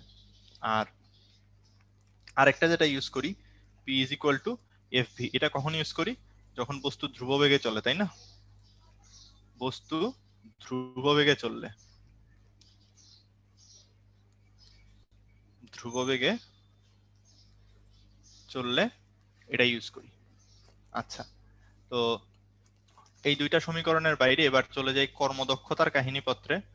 কর্মদক্ষতাতে দুইটা ফর্মুলা ইউজ করতে পারি, এটা ইজ ইকুয়াল টু এক, এটা ইউজ করা হয় অনেক সময় E out by E in energy দিয়ে ইন্টু 100%, এটা যেরকম ইউজ করি। আরেকটা ইউজ করি এটা is equal to P out by P in, এটা আমরা আসলে বেশি ইউজ করি ইন্টু 100%। তাহলে একটা জিনিস মাথায় রেখো, অঙ্ক করতে গেলে অনেক সময় প্যারা লেগে যায় যে কোনটা পি আউট কোনটা পি ইন বুঝি না, আমার পার্সোনালি লাগতো। এটার জন্য আমি সবসময় বলি পি আউট বলতে বোঝায় যন্ত্র কি করতেছে, সোজা বাংলায় যন্ত্রের কৃত কাজ বাই সময়। যে যন্ত্র ইউজ করতেছো, যন্ত্রের কৃত কাজ ডিভাইডেড বাই সময় করলে যেটা পাবা সেটা হলো পি আউট, প্র্যাকটিক্যালি কি আউটপুট দিচ্ছে তোমাকে, ঠিক আছে? আর পি ইন বলতে দেখবা সুন্দর মতো যন্ত্রে যে সাপ্লাই দেয়া হয়, যন্ত্রে প্রদত্ত ক্ষমতা, প্রদত্ত ক্ষমতা, অথবা কোশ্চেনের মধ্যে এভাবে লেখা থাকে, কোশ্চেনে কি লেখা থাকে অর এভাবে লেখা থাকে যন্ত্রের ক্ষমতা। তাইলে যন্ত্রের ক্ষমতা মানে কিন্তু যন্ত্রের পাওয়ার রেটিং, মানে কতটুকু তাকে সাপ্লাই দিতে হবে। দ্যাট ডাজন্ট মিন যে সে ওই হারে কাজ করে, ঠিক আছে? এইটুকু আশা করি সবাই বুঝতে পারছি। তাহলে চলো এই রিলেটেড একটা প্রবলেম দেখে ফেলি। বলতেছে একটা ক্রেন প্রতিটি 50 কেজি ওজনের 12টি সিমেন্টের ব্যাগকে সমদ্রুতিতে 160 মিটার উঁচু নির্মাণাধীন ভবনের ছাদে ওঠাতে 1 মিনিট 10 সেকেন্ড সময় নেয়, ঠিক আছে? ক্রেনটির অশ্ব ক্ষমতা, সরি ট্রেনটির ক্ষমতা বা অশ্ব শক্তিতে বের করো বা অশ্ব ক্ষমতা বের করো, এইটুকু তো তোমার কাছে জানতে চাইছি, আর তো কিছু নেই। আচ্ছা, সো কথা হইল গিয়ে আমরা এখন যেটা বলতে পারি যে এখানে ক্রেনের কৃত কাজ, ঠিক আছে, এখানে ক্রেনের যে কৃত কাজ আমরা পি আউটটা প্রথম, মানে পি আউট ইনের তো কিছু নাই যেহেতু এটা দেওয়া নাই, জাস্ট পি বের করবো স্ট্রেট ফরওয়ার্ড, ঠিক আছে? তাহলে পি ইজ ইকুয়াল টু ক্রেনের কৃত কাজ ডাব্লিউ ডিভাইডেড বাই টি। তাহলে সে ডাব্লিউ কি করছে বলতো? ডাব্লিউ হইলো এটার উপরে তুলছে, তার মানে কি বিভব শক্তি বাড়াইছে। সো এমজিএইচ দেখো তো 50 কেজি ওজনের 12টা তুলছে, তাহলে 50 ইন্টু 12 হইলো মোট ভর, ইন্টু জি হইলো 9.8, আর এইচ এর মান কত? 160 মিটার বলছে, 160 মিটার উপরে তুলছে, সময় নিছে 1 মিনিট 10 সেকেন্ড, মানে কতক্ষণ বলতো? 70 সেকেন্ড। তাহলে এটা হবে এত ওয়াট। তাহলে এই জায়গা থেকে যদি তুমি চাও হইলো গিয়ে তোমার, যদি তুমি চাও যে হর্স পাওয়ারে নিয়ে যাবা, তাহলে এই জিনিসটাকে জাস্ট তোমার 746 দিয়ে ভাগ দিতে হবে। এই ফুল জিনিসটাকে 746 দিয়ে ভাগ দিবা, দিলে পরে মনে হয় 18.02 হর্স পাওয়ারের মতো আসে, ঠিক আছে? 18.02 হর্স পাওয়ারের মতো আসে। তো এটা আশা করি সবাই করতে পারবো, খুব একটা কঠিন কিছু না। আচ্ছা, এর পরের প্রবলেমটা অ্যাকচুয়ালি সুন্দর, এটা অ্যাকচুয়ালি পড়ো একটু ভালো করে কি বলতেছি, ঠিক আছে? বলতেছে কি যে 80% দক্ষতা সম্পন্ন একটা মোটর একটা পানির পাম্পকে নিয়ন্ত্রণ করে যার ক্ষমতা 50, মানে যার দক্ষতা 50%। বলছে পাম্পটা প্রতি মিনিটে 10 কেজি পানি 20 মিটার উপরে উত্তোলন করে, করে আবার 5 মিটার পার সেকেন্ড বেগে ছুঁড়ে মারে। তার মানে বিভব শক্তি তো দিচ্ছেই, সাথে কি করতেছে বলতো? গতি শক্তিও দিচ্ছে। বলছে মোটরের প্রদত্ত ক্ষমতা কত, এটা বাইর করো। আচ্ছা, ধরো এটা মোটর, ওকে, এন্ড এটা পাম্প। ভালো করে এটা বুঝো, এখানে মোটরের দক্ষতা 80%, এটার দক্ষতা 50%। তাহলে চিন্তা করো তো, এনার্জির ফ্লোটা একটু বোঝার চেষ্টা করো, যে এখানে তুমি এনার্জি ইনপুট দিচ্ছ, পি ইন করতেছো, দক্ষতা 80% মানে কি সে আউটপুটে কতটুক দিবে, যা সাপ্লাই দিছো তার 80% সে আউটপুটে দিবে। তাহলে এখানে যদি পি ইন দিয়ে থাকো, এখানে আসবে কতটুকু বলো তো, 0.8 পি ইন, 80% তো, তাহলে 0.8 অফ পি ইন। ঠিক আছে, তাহলে এই 0.8 অফ পি ইনটা ইনপুট হচ্ছে কার, পাম্পের। ঠিক আছে, 0.8 পি ইনটা ইনপুট হচ্ছে পাম্পের, এবং এখান থেকে যখন আলটিমেট আউটপুট পাবা, এই আলটিমেট আউটপুটটা হবে এই 0.8 পি ইন যেটা, 0.8 পি ইন যেটা তার 50%, তার মানে 0.5। তাহলে দেখো তো, আলটিমেটলি পি আউট সমান আমি কি বলতে পারতেছি, পি আউট সমান বলতে পারতেছি 0.5 ইন্টু 0.8 অফ পি ইন। ওকে, যেটা তোমাকে দিচ্ছে কি, P out is equal two 0.4 P in. এইটুক যদি বুঝি, তাহলে এখান থেকে বলতে পারবো পি ইন এর মান কত হবে, পি আউট বাই 0.4। তাহলে এখন আমার কাজ হলো পি আউট বের করা। আমার প্রথম কাজ হবে এখন পি আউটের মানটা বের করে নেওয়া। ঠিক আছে, তাহলে পি আউটের মান আমরা কিভাবে বের করব, পি আউটের মানটা আমরা কিভাবে বের করব, দেখো পি আউট আমরা বলছিলাম যন্ত্রের কৃত কাজ বাই সময়। যন্ত্রটা প্রতি মিনিটে কিছু একটা করে, কি করে, 10 কেজি পানিকে 20 মিটার উপরে তুলে, তাহলে 10 ইন্টু 9.8 ইন্টু 20 mgh। এরপর আবার এটাকে গতিশক্তি দেয় হাফ ইন্টু 10 ইন্টু 5 স্কোয়ার। কতক্ষণে করে সেটা, 60 সেকেন্ডে। তাহলে এখান থেকে কি পেয়ে যাব বলো তো, পি আউটের মান পেয়ে যাব।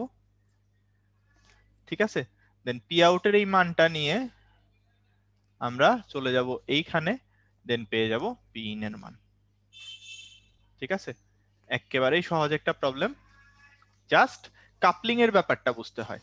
তুমি দিন শেষে এটা মনে রাখতে পারো যে এখানে ইটা 1 দক্ষতার একটা যন্ত্র লাগাইলা, তার সাথে ইটা 2 দক্ষতার একটা যদি যন্ত্র লাগাও, তাহলে আলটিমেটলি তোমার এই ফুল সিস্টেমটার জন্য এখানে যদি পি ইন বলো আর এটা যদি পি আউট হয়, এটা মনে রেখে দিবা যে এইখানে টোটাল দুইটা মিলায়ে যদি একটা সিস্টেম চিন্তা করতে চাও, তাইলে এই দুইটার ইকুইভ্যালেন্ট যে ইটা হবে, সেই ইটাটা হবে দুইটা ইটার গুণফল, সেই ইটাটা হবে দুইটা ইটার গুণফল, এইটুক মনে রাখবা। তাহলে পুরাটাকে একটা সিস্টেম হিসাবে চিন্তা করো, এইটা চলে আসবে 0.4, তারপর জাস্ট পি আউট থেকে পি ইন বাইর করা। এটা তো এমন কঠিন কিছু না, প্রদত্ত ক্ষমতা বাইর করতে বলছে মানে পি ইন বাইর করবা। ঠিক আছে, তাইলে এইটুক পর্যন্ত আশা করি সবাই বুঝতে পারছি। এবার আমরা চলে যাব অ্যাকচুয়ালি আমাদের হট টপিকে, কুয়াখালী করা। ঠিক আছে, একটু ঠান্ডা মাথায় এই কথাটা বুঝেন, যা যা বলি একটু ঠান্ডা মাথায় বুঝেন। তো কথা হইল, এই কুয়া যখন খালি করতে হবে, দুই ধরনের অ্যাপ্রোচ আছে। এক, অনেকে ভরকেন্দ্রের সরণ দিয়া করেন, অনেকে গড় সরণ দিয়া করেন। তো কাহিনী হলো, আমি অ্যাকচুয়ালি গড় সরণের পক্ষপাতী, কারণ অন্য প্রসেসে গেলে আলটিমেটলি তোমার গড়টা করেই বাইর করতে হয় যদি নর্মাল কোনো মানে সাধারণ অবস্থানটা জানা না থাকে। তো বেটার অপশন সবসময় গড় সরণে যাব। তো কেন গড় সরণ বা কোথা থেকে গড় সরণ, যারা আসলে কিছুই জানি না তাদের জন্য আর কি একটু ইলাস্ট্রেট করে দেই জিনিসটা কি আসলে। যে তুমি যখন পানি তুলতেছো কুয়া থেকে, কুয়া খালি করতেছো, খালি করে তো পানি ফালাইতে হবে কোথাও একটা, তাই না, পানি তো নিয়ে ফালাবা। তো এই পানি কই ফালাবো এটা জানার জন্য আমরা আসলে মানে জীবনে যা শিক্ষা পাইছি সেখান থেকেই তো হইলো গিয়ে সেগুলাকেই তো জীবনে অ্যাপ্লাই করব। তো আমরা শিক্ষা পাইছি হইলো গিয়ে বাংলাদেশের সিটি কর্পোরেশন গুলার কাছ থেকে, কিংবা হইলো গিয়ে যারা রাস্তায় বিভিন্ন মানুষজন কাজ করায় না, আমরা নিজেরাও, খালি সিটি কর্পোরেশন না, নিজেরাও দেখবা নর্দমা নালা পরিষ্কার করি সময় সুন্দর মতো পানি তুলে কই ফেলাই, পানি তুলে সোজা রাস্তার মধ্যে ফালাই দিই। ঠিক আছে, এক্স্যাক্টলি সেম জিনিস, তুমিও পানি তুলে কই ফেলাবা, রাস্তার মধ্যে ভূমির উপর ফালাই দিবা। সো আমরা ধরতেছি সব পানি উঠে আলটিমেটলি কোথায় যাচ্ছে, আমরা ধরে নিচ্ছি সব পানি উঠে আলটিমেটলি ভূমিতে যাচ্ছে। সো ঘটনা হইলো, তাহলে সব পানির তো সরণ সমান না। এই জন্য আমরা করি কি, সব পানির যেহেতু সরণ সমান না, আমরা করব কি, এইখানে গড় সরণ নিয়ে নিব। কার কার গড় সরণ নিব, গড় সরণ নিব পানির একেবারে উপরের লেয়ারটার, দেখো এটা কত, উপর থেকে এটা কতটুকু গভীরতায় আছে, H1 ধরে নিলাম, আর একেবারে নিচের লেয়ারটার সেটা H2 ধরে নিলাম। তাহলে আমরা বলবো H average is equal to H1 plus H2 divided by 2। এবং তখন বলতে পারবো যে তাইলে কৃত কাজ, কুয়া খালি করতে কৃত কাজ is equal to M into G into H average। ওকে, এবার যেমন ধরো এক্সাম্পল দেখায় দিই দুইটা, 100% যদি পানি পূর্ণ থাকে তাহলে এক্ষেত্রে H average কেমন হবে, এটা তো খুবই ক্লিয়ার। ধরে নাও কুয়ার গভীরতা H। ওকে, ধরে নিলাম যে এই কুয়াটা এখানে যেটা আছে এই কুয়ার গভীরতা হইলো H পরিমাণ। তাহলে দেখো তো, একটা হইলো H, অন্যটা পুরা জিরো, একটা হলো H, অন্যটা পুরা জিরো। তাহলে এখানে কত পাচ্ছি, H average is equal to H plus 0 divided by 2, so that gives you, এটা কত হবে, H by 2। আচ্ছা, যদি অর্ধেক পানি পূর্ণ থাকে, দেখো তো ভাইয়া যে এখানে এইটা H by 2 পরিমাণে আছে, অর্ধেক তো পানি পূর্ণ, আর নিচের মাথাটা তাইলে কতটুকু আছে বলো তো। H বলতে এখানে গভীরতা বোঝাচ্ছি, এটা একটু মাথায় রেখো, H বলতে গভীরতা বোঝাচ্ছি, তার মানে অবশ্যই নিচের মাথাটা কতটুকু হবে, H2 যেটাকে বলতেছিলাম, H2 টা অবশ্যই H হবে। তাহলে দেখো তো এটার জন্য H average কত আসবে, এটার জন্য আসবে H by 2 plus H by 2, total মিলাই আসবে কত, 3H by 4। পরেরটা 1/4 পূর্ণ আছে, ভাই 1/4 পূর্ণ মানে কি, বাকি 3/4 খালি, আর উঠতে হবে এখানে নিচের পাশের জন্য কত হচ্ছে, এটা H। তাহলে H average কত হবে বলতো, H average হবে 3H by 4 plus H by 2, তার মানে কত, 7H by 8। 7H by 8, হ্যাঁ সবাই পারছি। এই যে যেমন ধর আমি সামিম, তারপর সিফাত, তারপর মুশফিকা, আকাশ, অনেকেরই হইলো গিয়ে আনসার পাইছি। যাই হোক, ঠিক আছে, প্রবলেম দেখি। দেখো প্রবলেমটা কি, খুব সোজা প্রবলেম, আমি 3টা স্টেপ বলবো, 3টা স্টেপ দিয়ে অঙ্ক সলভ, শেষ কাহিনী। বলছে একটা পানিপূর্ণ কুয়ার গভীরতা 12 মিটার আর ব্যাস হইল 1.8 মিটার। পাম্পটা কুয়াকে 24 মিনিটে পানি শূন্য করে। ওকে, তাহলে চলো, এটা ধরে নিলাম কুয়া। অবশ্যই আমাদের কুয়াগুলো সিলিন্ডার শেপের হবে, যদি না বলে দেয় যে আয়তাকার বা কিছু অন্য কিছু বলে না দিলে কুয়াকে সিলিন্ডার ধরবা। মানে যদি কোশ্চেনে এমন কোন আইডিয়া তোমাকে না দেয় যে কুয়া হইলো গিয়ে অন্য কোনো শেপের, তাহলে কুয়া অবশ্যই সিলিন্ডার। যাই হোক, এই সিলিন্ডারের আর এর মান বলে দিচ্ছে কত, 0.9 মিটার, আর ইকুয়ালস টু 0.9 মিটার, আর এইচ এর মান কত বলে দিচ্ছে, এবং কুয়াটা পূর্ণ, পানি পূর্ণ বলছে। যদি কিছু না বলে যে এত পার্সেন্ট পূর্ণ, তাহলে জাস্ট নর্মালি পূর্ণ ধরে নিবা। তাহলে এটা এইচ ইকুয়ালস টু বলতেছে 12 মিটার। তাহলে দেখো তোমার প্রথম কাজ হবে, 40% ক্ষমতা নষ্ট হয়, মাথায় রেখো 40% নষ্ট হইলে এটা কিন্তু আসলে 60%, তার মানে 0.6। ওকে, তাহলে প্রথমে প্রথমে কি করব, যে এম বের করব। এম সমান তাহলে কত হবে, rho into V, rho into V. Okay, rho into V, তাহলে রো এর মান কত, 10 কিউব, আর ভি এর মান পাই আর স্কোয়ার, 0.9 এর স্কোয়ার ইন্টু 12। তাহলে এখান থেকে এম পেয়ে গেলা। ঠিক আছে, এম পাইতে আসলে কারোর প্রবলেম হওয়ার কথা না, এম পাওয়া যাবে। আচ্ছা, অনেকেই আনসার দিছো 305336, তাই না? যাই হোক, সমস্যা নেই, এটা বাকিরাও সবাই একসাথে ক্যালকুলেট করে যাতে বসাই, তাদের জন্য ফাঁকা রাখলাম। ঠিক আছে, তাহলে এম পাওয়ার পর এবার বলো তো খালি করছে, তাহলে আমরা বলতে পারবো পি আউট যেটা, সেটা হলো কৃতকাজ বাই সময়। কৃতকাজ কি, m g into h average divided by time. তাহলে বলছে 24 মিনিটে খালি করে, তাইলে 24 মিনিটে যদি খালি করে, তাইলে এম হইল গিয়ে ওই যে বাক্স থেকে বসাবো, জি এর মান 9.8, আর এইচ এভারেজ তো পানি পূর্ণ কুয়ার জন্য এইচ এভারেজ কত আসে জানি, তোমরা একটু চ্যাট বক্সে আমাকে বলো তো কত আসে। H/2, very good. তাহলে এটা কত আসবে, 12/2। আর টাইম হলো 24 মিনিট, তার মানে 24 ইন্টু 60 সেকেন্ড। ঠিক আছে, এত ওয়াটে আসলো। তাহলে আলটিমেটলি তোমার কাছে পি ইন জানতে চাইছে, পাম্পের অশ্ব ক্ষমতা জানতে চাইছে। তাহলে পি ইন সমান কি হয়, আমরা একটু আগেই দেখছি, পি ইন সমান হয় পি আউট বাই ইটা। তাহলে পি আউটের মান বাইর করার পরে জাস্ট এখানে এখন ভ্যালু বসায় দিলেই তো হইলো, এত বাই ইটা, এটা আসবে ওয়াটে। দেন এই ফুল জিনিসটাকে, মানে এই যে পুরাটা আছে, ডিভাইড করবা কত দিয়ে বলো তো, ডিভাইড বাই 746, তাই না? ডিভাইড করে দিব আমরা 746 দিয়ে। ওকে, সো এই হইলো গিয়ে মোটামুটি কথাবার্তা। অনেকেই আনসার দিছো, এটার আনসার অনেকের কাছ থেকেই পাইতেছি। এটা তাইলে আমি একটু লিখে রেখে দিই। পিন এর মান অনেকেই বলতেছো 2.78। হ্যাঁ, আমি তাহলে লিখলাম, বাকিটা আমার কাছে এটার আনসারটা করা ছিল না, এই জন্য তোমাদেরকে দিয়ে দিলাম, বিশ্বাস করলাম আপাতত। বাকিটা তাহলে মিলাই নিও, 2.78 হর্স পাওয়ার। ঠিক আছে, এই হইলো গিয়া মোটামুটি কথাবার্তা। সো হোপফুলি এই জিনিসপত্র বুঝতে কারোর খুব একটা প্রবলেম হয় নাই। আমরা চ্যাপ্টারে যা যা জিনিসপত্র ছিল সবই কভার করছি, চেষ্টা করছি আস্তে আস্তে পড়ায় সব কয়টা জিনিস যাতে তোমরা ইজিলি বুঝতে পারো আর কি। তো জানি না কতটা মনোযোগ দিয়ে কতটুকু বুঝতে পারছো। দিন শেষে এখানে চ্যাপ্টারের একেবারে শেষে তোমাদের জন্য একটা ছোট্ট ব্রেন টিজার প্রবলেম দিয়ে রাখছি।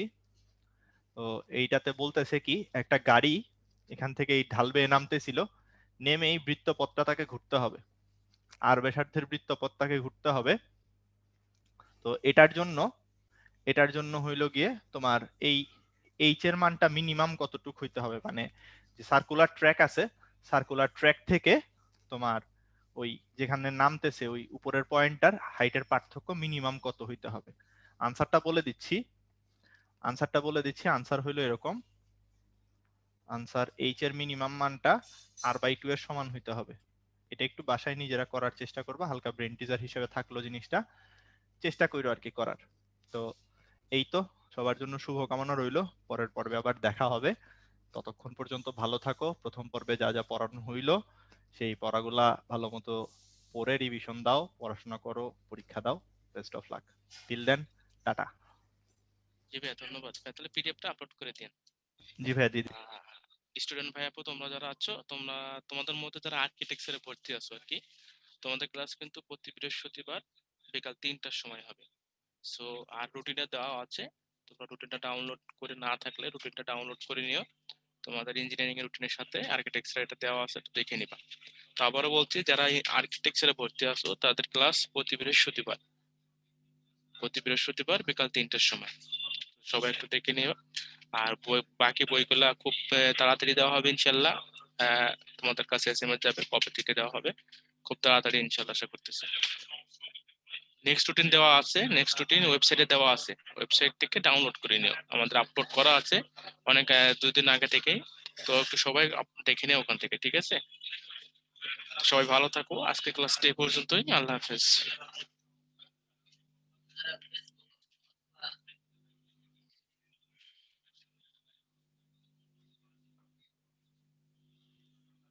আর্কিটেকচার আলাদা পড়তে হতে হয়, হ্যাঁ। ইমন বলেছো যে আর্কিটেকচার আলাদা পড়তে লাগবে কিনা? হ্যাঁ, আর্কিটেকচার অবশ্যই আলাদা পড়তে হতে হবে।